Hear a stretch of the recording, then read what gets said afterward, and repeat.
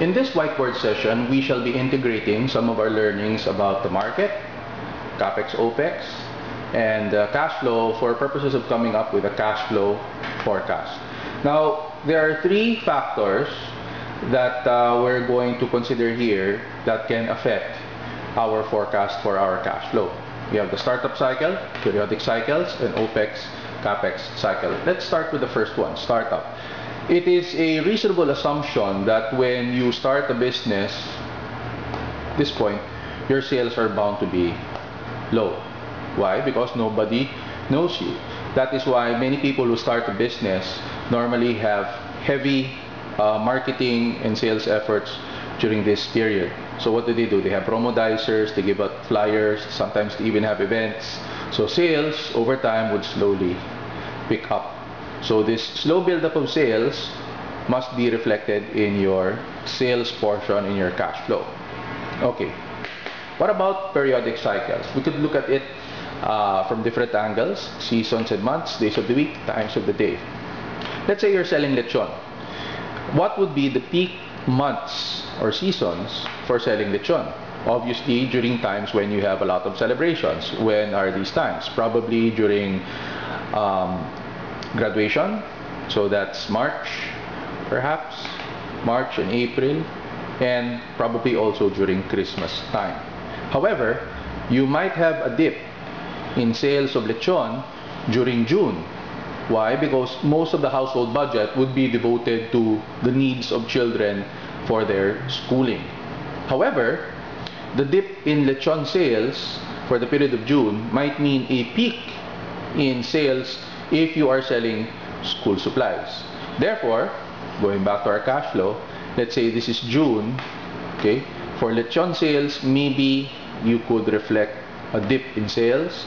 But if you are making a cash flow forecast for a business that is selling school supplies, maybe you could reflect an increase in sales. Days of the week. Let's say you're running a bar, and these periods would now represent days. Monday, Tuesday, Wednesday, Thursday, Friday, Saturday. When would be the best days for the bar? Obviously during the weekends, because people can afford to stay up late and they don't have work the next day. So that would be a Friday and a Saturday. So in your cash flow forecast, if you're doing a daily cash flow forecast, there must be a peak here. Whereas during the first few days, Monday, Tuesday, Wednesday, Thursday, you would have a dip in sales. So you could have the lowest dip probably on a Monday, okay, and then it would slowly build up to Thursday, and during the weekends, probably its highest peak. Times of the day. Let's say you're selling your pouch-in products. What times of the day would sales pick up? Probably during lunchtime, that would be the highest peak, and then you have merienda time, the second highest peaks. Merienda time would be around maybe 10 a.m. and 3 p.m. and then you might have another peak during dinner time. Although the peak during dinner time might not be as high as lunchtime because most of the students have already gone home. So once again, in your cash flow forecast, that realistic trend must be reflected.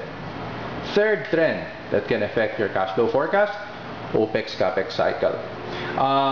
In our previous cash flow example, we made the assumption that OPEX and CAPEX are constant, but in reality, sometimes they would fluctuate. For example, when it comes to manpower, it might be possible that during the first 2 months, if you're starting your business, you have 2 personnel helping you out. One to do ordinary sales, another one to do your promo. But once sales have started to pick up, you can lay off, okay, the promodizer, so you're down to 1 person, therefore manpower OPEX would go down probably during the 3rd month. Or it might be possible that you have only 1 staff in pouch-in during the first 2 months, but sales pick up, therefore manpower during the 3rd month goes up. So here during the first 2 months you only have 1 staff, during the 3rd month you would hire another person, so manpower OPEX would be doubled. CAPEX, equipment. Let's say you're running a cyber cafe. During the first 2 months, you have only 5 computers, but you see an increase of demand, more and more people coming in. So during the 3rd month, you buy 5 more computers, so that would mean a spike in your CAPEX, in equipment. Okay, so it goes up. Or you have your 5 computers here, and then 3 computers conk out, they get destroyed. Okay, so during the third month you decide to buy 3 more computers, so once again that would mean an increase in equipment expense or capex. Now, whatever assumptions you're making here for sales, for OPEX, for capex, here is the bottom line: your net cash. So let us suppose that during the first month you are liquid, and the second and third and fourth month you are not. You are in the red.